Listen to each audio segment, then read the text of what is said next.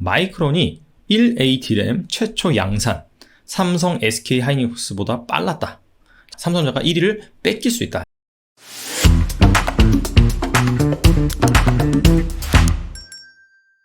반도체 슈퍼사이클, 작년부터 계속해서 언급되고 있는 투자 아이디어죠.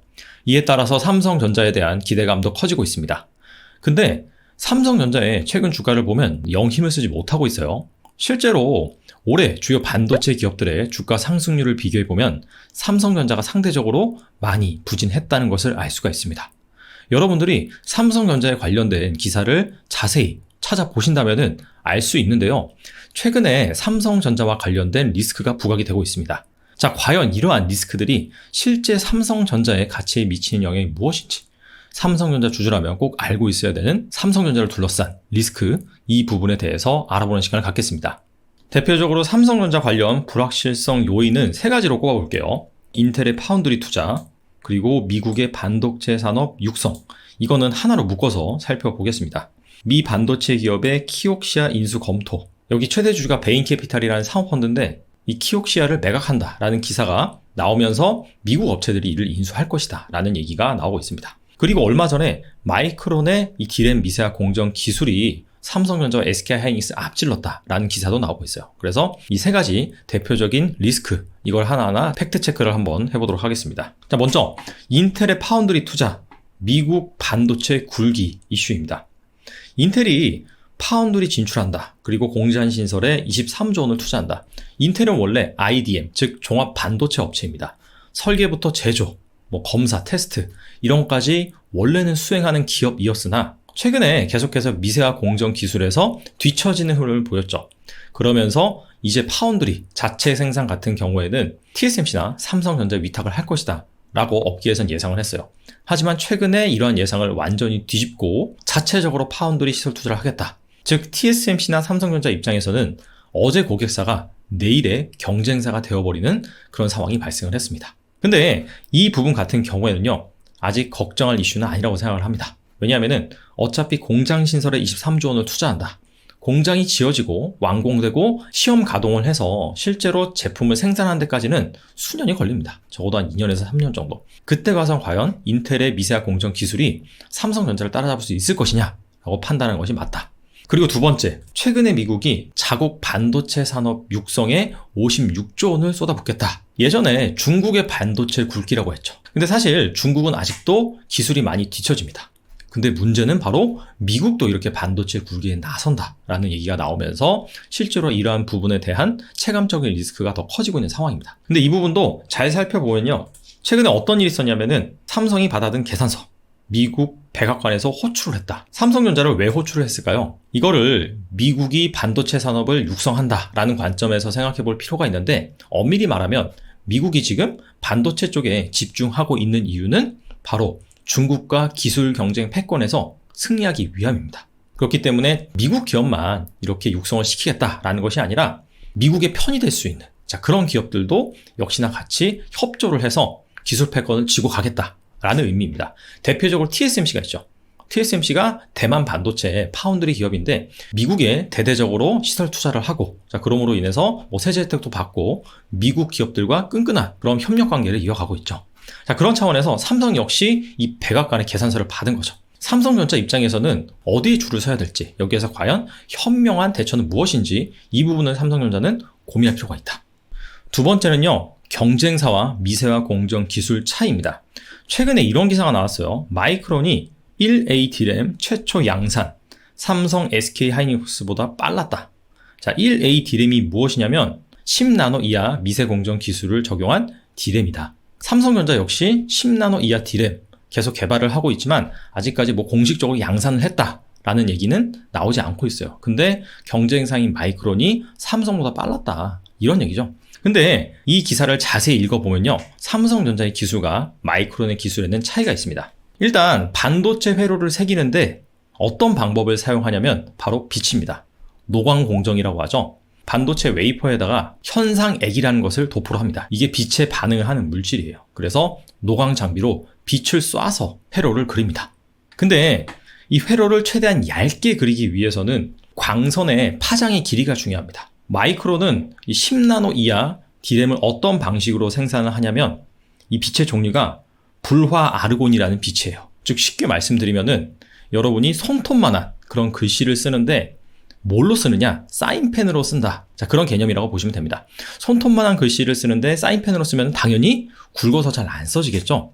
이 불화 아르곤이라는 광선으로 쓰면 그렇다는 얘기예요. 자, 그런데 어떻게 10나노 이하짜리 D램을 생산할 수 있느냐? 방법이 있는데요. 이게 DPT라는 개념입니다. 듀얼 패터닝이라는 그런 공정이에요. 회로를 새기고 거기에 따른 C각 공정이 진행된 상태입니다. 근데 여기에서 끝나지 않고 이 DPT 재료를 증착하는 거예요. 이게 노란색이 DPT 재료인데 필요 없는 부분은 보시다시피 이렇게 깎습니다.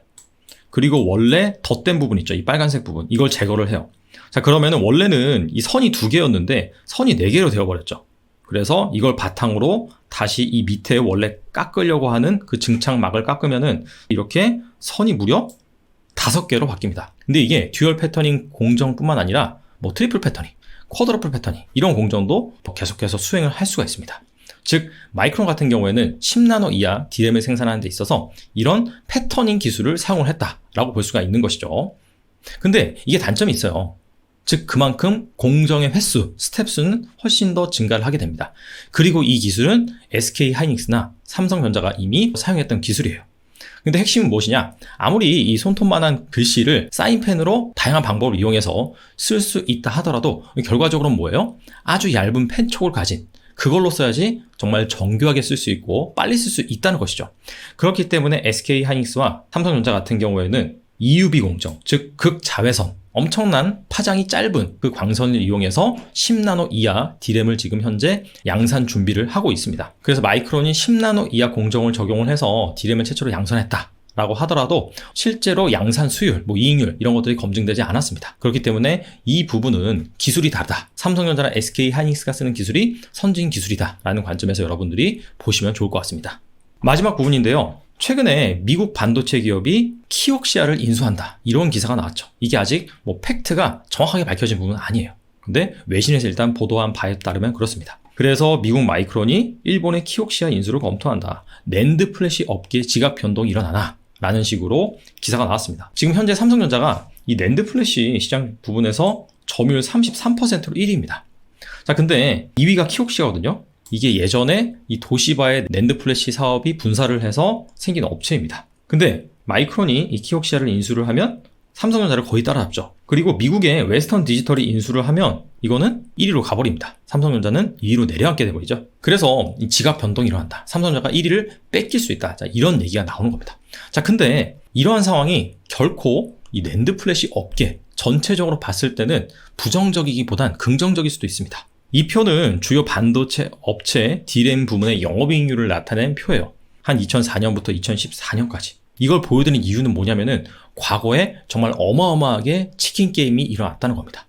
왜? 업체들이 상당히 많았기 때문에. 그래서 보시면 2006년도까지는 전반적으로 대부분의 기업이 이익률이 괜찮죠. 근데 2007년도 이때부터 보세요. 이때부터 본격적으로 이 D램 부문 치킨 게임이 일어납니다.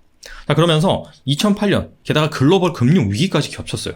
이때 보시면 뭐 특정 업체들 같은 경우에 이익률이 그냥 마이너스 98%, 95%입니다. 이거는 뭐 그냥 만들어서 파는 이유가 전혀 없을 정도로 어마어마한 손해가 나는 그런 구조죠. 2009년도 가서는 더 심해지는 업체도 있어요. 이 기업은 이익률이 마이너스 264%예요. 어떻게 생산을 하면 이렇게 이익률이 안 좋아지는지 참 궁금할 따름입니다. 그리고 2011년도 이때도 마찬가지로 또 한 번의 치킨 게임이 벌어졌습니다. 이때도 보시다시피 뭐 이익률이 마이너스 100%에 가까운, 그리고 이거보다 훨씬 더 낮은 기업들도 존재를 하죠. 수많은 업체들이 반도체 시장에 난립을 했다라고 한다면 오히려 이 경쟁이 되게 치열하게 전개가 될 수 있다. 한번 치킨 게임을 시작하면은 어떤 업체 하나 죽어나갈 때까지 계속해서 진행을 한다는 것이죠. 자, 그런 와중에서 업계 1위 업체 역시 당연히 이익률이 어느 정도 훼손이 되겠죠. 근데 2013년, 2014년 이때를 보세요. 이때는 여러 차례 치킨 게임이 진행이 되면서 삼성, SK 하이닉스, 마이크론 정도, 자, 이 정도만 살아남았다는 겁니다. 이 이후로부터는 사실 그렇게 공격적인 치킨 게임이 진행이 되지 않고 있죠. 왜 그러냐면 지금까지 살아남은 업체들은 어느 정도 구력이 있는 업체들입니다. 자, 그렇기 때문에 섣불리 치킨 게임을 진행할 수가 없어요. 만약에 치킨 게임이 시작이 되면은 한 1년, 2년도 절대 안 끝납니다. 각 업체들 역시 이 부분이 상당히 부담을 가질 수 있는 부분이죠. 섣불리 할 수가 없어요. 그래서 전체적인 시장 관점에서는 이 주요 플레이어들이 합병이 되고 줄어들면은 공급자 우위 시장이 형성이 되고 과거와 같은 치킨 게임이 오히려 안 벌어질 가능성이 있다는 겁니다. 자, 그런 차원에서 삼성전자가 1위라는 타이틀은 뺏길 수 있을지언정 전반적인 산업 전체로 봤을 때는 오히려 유리할 수도 있다. 자, 이 부분을 짚고 넘어가야 될 것 같아요. 그래서 최근 삼성전자를 둘러싼 리스크 대표적인 세 가지 부분에 대해서 알아봤는데요. 첫 번째가 인텔의 파운드리 투자, 미국의 반도체 산업 육성이었죠. 근데 인텔의 파운드리 투자는 적어도 2, 3년 이후에 인텔의 미세화 공정 기술을 보면서 대응하는 것이 맞다. 그리고 그 기간 동안 삼성전자가 계속해서 투자를 진행을 하겠죠. 그리고 미국의 반도체 굴기. 이 부분은 자국 기업만 육성시키겠다는 게 아니라 자국 기업 플러스 우군을 모집하는 그런 걸로 본 것이 맞다. 그렇기 때문에 최근에 백악관에서 삼성전자를 호출을 했다. 그래서 삼성전자가 이 계산서를 잘 따져본 다음에 현명한 결정을 내려야 되겠죠. 그리고 두 번째, 마이크론이 미세화 공정 기술에 대해서 삼성전자, SK하이닉스를 앞섰다. 근데 이 부분은 앞서 말씀드린 것 같이 기술이 다르다는 거예요. 삼성과 SK하이닉스가 쓰는 기술이 더 선진적인 기술입니다. 그래서 똑같이 비교할 수는 없다 말씀드리고요. 마지막으로 미국 반도체 기업이 키옥시아를 인수함으로 인해서 삼성전자가 이 낸드 플래시 1위 자리에서 내려올 수 있다. 근데 이 부분은 뭐예요? 전체적인 산업 관점에서 보면 플레이어들이 줄어들수록 오히려 공급자 우위 시장으로 가면서 치킨 게임도 줄어들 가능성이 있다. 그래서 이 부분 오히려 어떻게 본다면 긍정적일 수도 있습니다. 자, 삼성전자가 1분기 어닝 서프라이즈 기대감이 있다 라는 얘기가 점점 들려오고 있는데, 자, 이로 인해서 주가도 좀 제 가치를 찾아갔으면 좋겠습니다. 오늘은 여기까지 하겠습니다. 감사합니다.